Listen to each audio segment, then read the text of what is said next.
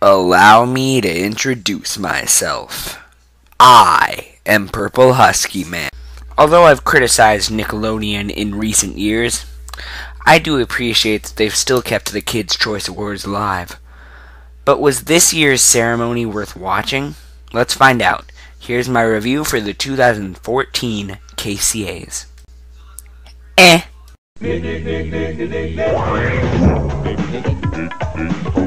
Okay, I'll go a little more in depth.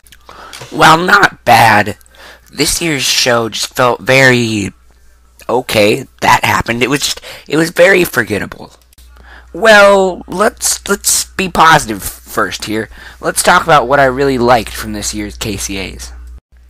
I loved this year's set. It looked very, very cool.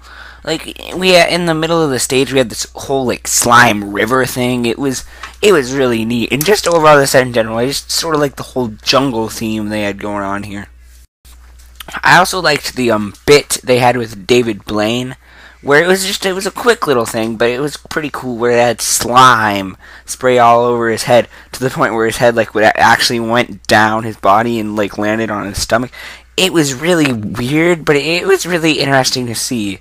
And a pretty nice use of effects there. I will say, though, it's kind of weird. They kept promoting it heavily, at the beginning of the show, and then when it was only a 20-30 second thing, so it was just kind of weird that they were heavily promoting this so much, and it just blink and you miss it. Now, although I said this year's KCAs wasn't memorable, this moment may make it stick out a little bit, because they honored Dan Schneider in this whole Lifetime Achievement Award thing, and it was really nice to see the network to sort of acknowledge that all the profitable and very successful sitcoms, they've had others by other people, but all of the very successful ones have been made by Dan Schneider, and it's just great to see, and his shows are pretty good, too. I had a friend's mom, one of my friend's moms, back when I was younger, one of her favorite shows was Drake and Josh. These shows can be enjoyed by everybody, and it's just really nice to see the network acknowledge him and honor him. I also really liked Will Arnett and Jayma Mays as the presenters. I think I'm pronouncing her name right.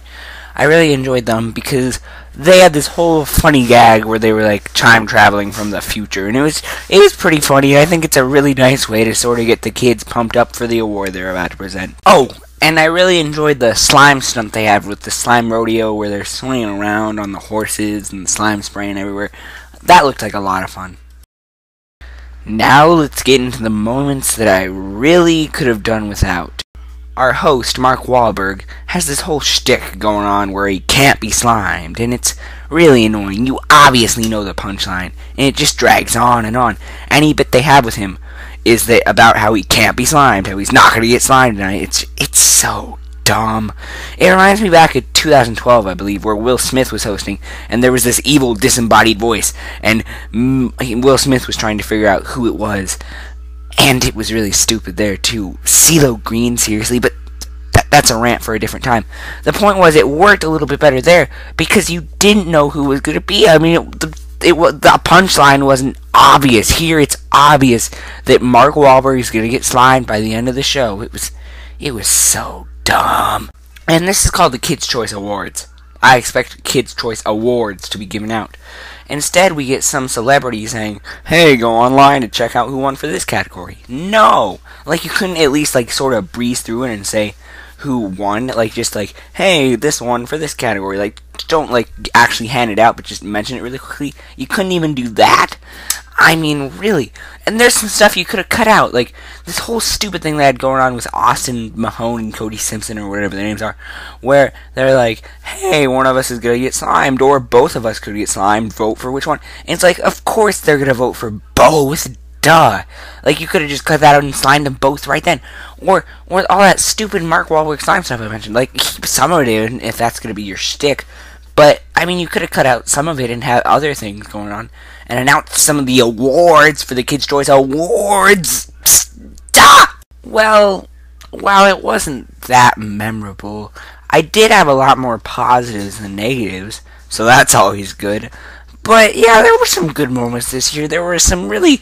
I guess the thing for me, though, is the bad moments, while there were less of them, they're just so major that I can't actually call this a great show this year. It was an okay show. As I stated at the beginning, eh. Alright, everybody. Thank you for watching, and this is Purple Husky Man saying goodbye.